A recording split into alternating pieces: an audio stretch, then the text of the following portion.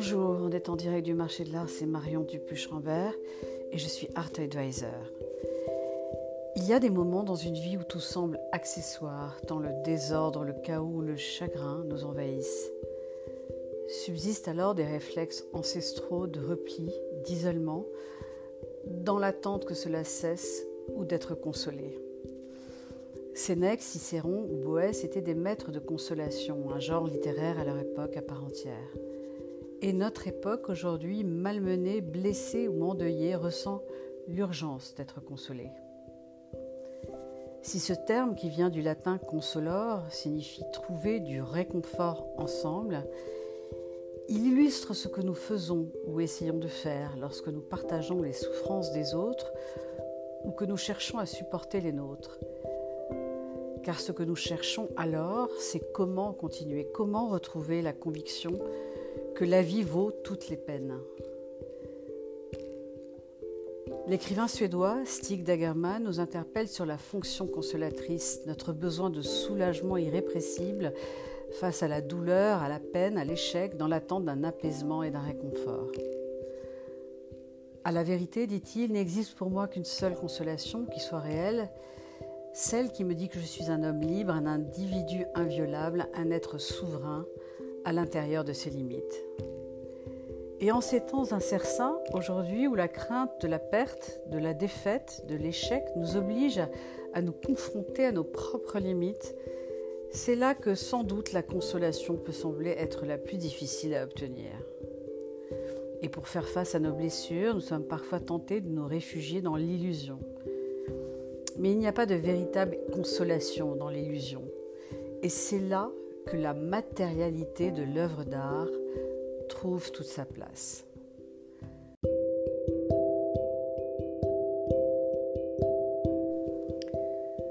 Schopenhauer soulignait que l'art est la contemplation des choses, indépendante du principe de raison. Or, il n'y a chez le regardeur de l'œuvre ni raison ni illusion, juste une interrogation parfois, une émotion toujours. Si l'art fait partie intégrante des civilisations humaines depuis 30 000 ans, ce n'est pas le fruit du hasard, et les neurosciences se sont penchées sur la question. Que se passe-t-il dans notre cerveau lorsque nous contemplons une œuvre d'art ? Et la réponse de notre cerveau est étonnante puisqu'il sécrète alors de la dopamine, la même hormone présente dans l'état amoureux. Et les neurosciences nous enseignent que l'art stimule des émotions intimes et profondes. L'art a de multiples fonctions. Il permet l'expression des individus, il permet à chacun d'entrer en communication d'esprit avec l'autre, donnant l'impression nécessaire de partager des moments, des sentiments et des émotions.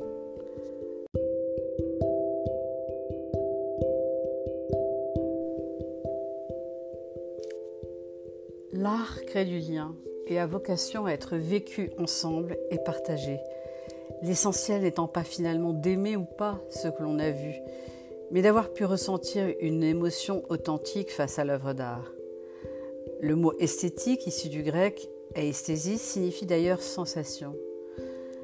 L'art se donne aussi souvent comme mission de refléter l'esprit de son temps, d'être le témoin vivant d'une société, mais aussi, comme l'écrivait Van Gogh, l'art est de consoler ceux qui sont brisés par la vie.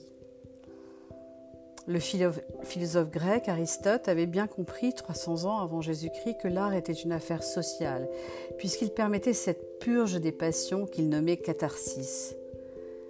Freud, quant à lui, envisage l'art comme un défouloir humain, un exutoire. Pour le regardeur, l'art représente une délivrance parfois qui lui permet de s'évader un instant du réel, de faire un pas de côté pour se consoler des maux qui le blessent, avant de revenir à sa réalité plus sereinement et plus humainement. Alors aujourd'hui, dans cet épisode singulier que je souhaite dédier à un être si particulièrement cher, qui vient de nous laisser, je voudrais évoquer 3 œuvres consolatrices qui ont pour point commun d'avoir été commentées par lui et regardées ensemble.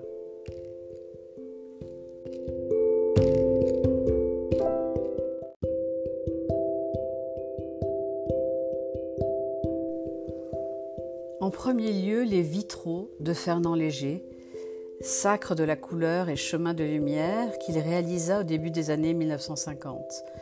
17 vitraux multicolores de la nef et du chœur de l'église d'Audincourt, un des monuments français emblématiques de l'art sacré du XXe siècle, non loin de Montbéliard. Pionnier du cubisme, Fernand Léger a réalisé dans la technique de la dalle de verre ces vitraux mis en valeur par une architecture très épurée. L'artiste était non-croyant, néanmoins il a su retranscrire dans son travail le sens du sacré et de la spiritualité par ses 17 panneaux de verre très colorés, formant une étonnante ceinture de lumière tout autour de la nef. Une deuxième œuvre s'intitule « Ça va aller ». C'est une série d'œuvres photographiques uniques de l'artiste ivoirienne Johanna Choumali, imprimées sur toile de coton et brodées à la main avec du coton, du lurex et du fil de laine. Les photos ont été prises avec son iPhone 3 semaines après les attaques terroristes à Grand-Bassam, petite ville au bord de l'océan, à 1 heure de route d'Abidjan, la capitale de la Côte d'Ivoire. Bassam est un lieu chargé d'histoire et elle souhaitait alors capturer des personnages discrètement, ne se sachant pas photographier, préservant leur attitude naturelle. Car en quelques semaines après les attentats, l'atmosphère de la petite ville côtière a changé. La tristesse est partout. Une saudade, une sorte de mélancolie a envahi la ville. La plupart des photos montrent des lieux vides et des gens seuls, marchant dans les rues ou simplement debout, perdus dans leurs pensées.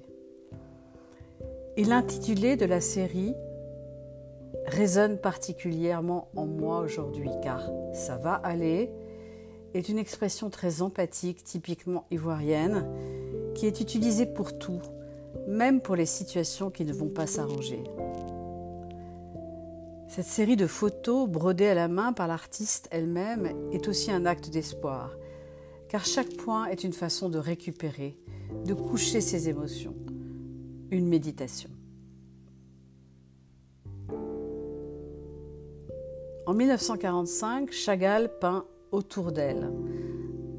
Sa femme vient tout juste de mourir et il nous livre alors une œuvre fragmentée pour rassembler son cœur. Le peintre est là au premier plan, mais on l'oublie, il s'efface bien vite. Il est là, hébété de sa perte, démuni dans son œuvre, l'esprit, la tête renversée, bouleversé par la perte, le deuil qui commence. Perdre l'être cher, c'est tout un univers qui tremble et s'écartèle dans le poids de l'absence. Cette œuvre très intime dessine une courbe de douceur et de tristesse. Avec ce bleu signature de l'artiste qui est décliné dans toute la violence du souvenir et parcourt toutes les gammes possibles. Et chaque nuance de bleu accueille une multiplicité d'autres couleurs, comme dans un vitrail.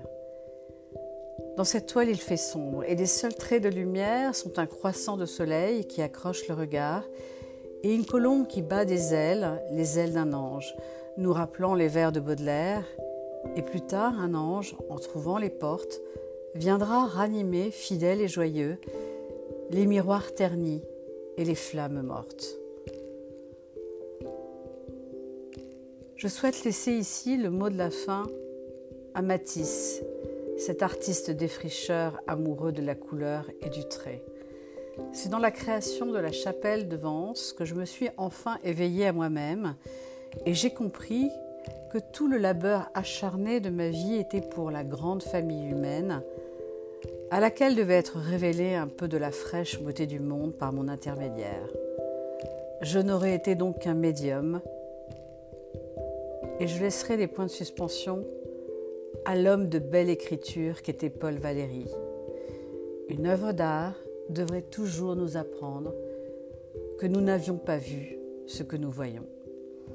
Voilà, c'était En direct du marché de l'art, épisode 6 de la saison 5, l'art qui console. Restez à l'écoute pour un prochain épisode ou comme nos amis anglo-saxons aiment à le dire, stay tuned.